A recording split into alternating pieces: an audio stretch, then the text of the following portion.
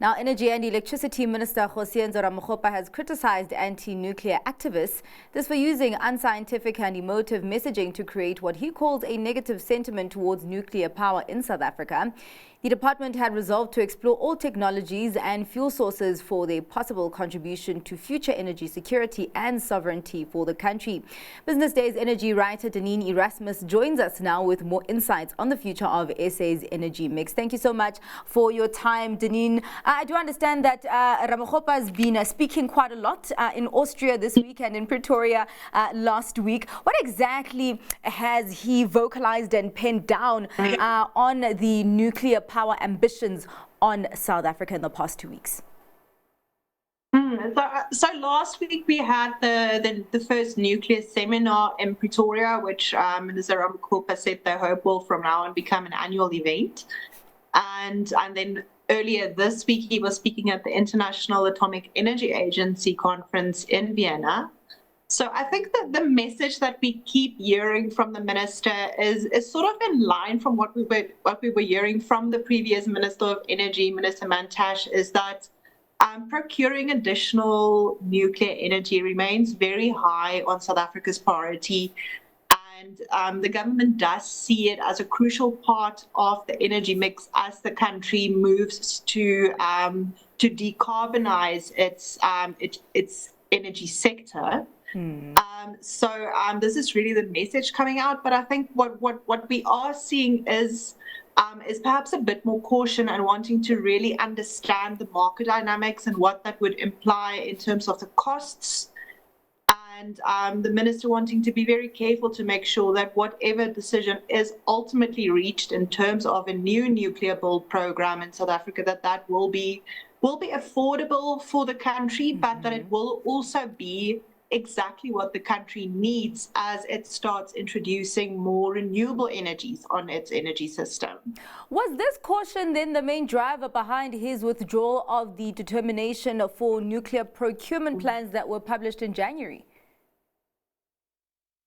The major reason for so it happened a few weeks ago, so that Ramokgopa decided to withdraw that determination. That determination then, if it stood, it would have really allowed the process of procurement to begin for that was for 2,500 megawatts of nuclear energy.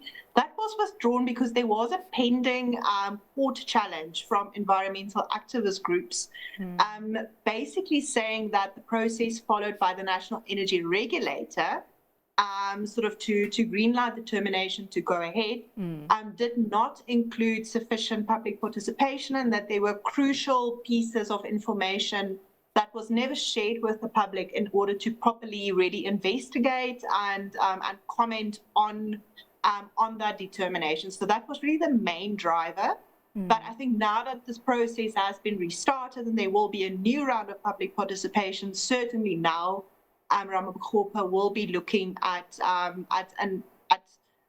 his advisors to really also understand, as he would put it, the pace and scale of nuclear build that South Africa can afford. Well, is he including all important stakeholders, though? Because I mean, with this nuclear seminar that was in Pretoria last week, the lobby groups were saying that they were excluded. So I think the ministry did make the point that the nuclear seminar wasn't part of the new public participation on this specific 2,500 megawatt determination. Yeah. And they said that there were civil society groups represented at the seminar, but it seems like the ministry really missed their opportunity for an easy win. Yeah. To make sure that they included those civil society organizations that have been most vocal in terms of their anti-nuclear activism, to really have an open conversation with them at the table.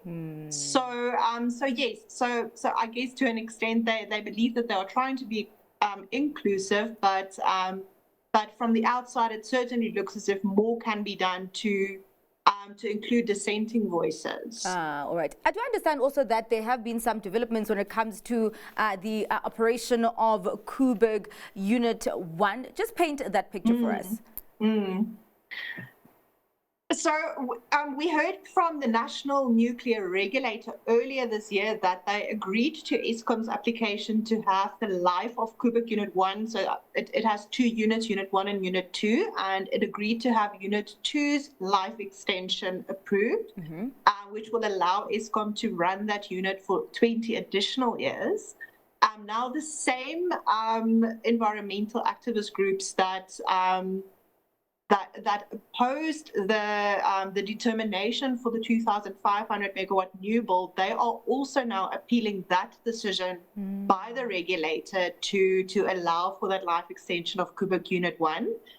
In the meantime, the decision on Unit 2 is still pending. That unit does have an operating license until November 2025, and the regulator is expected to make that decision only next year.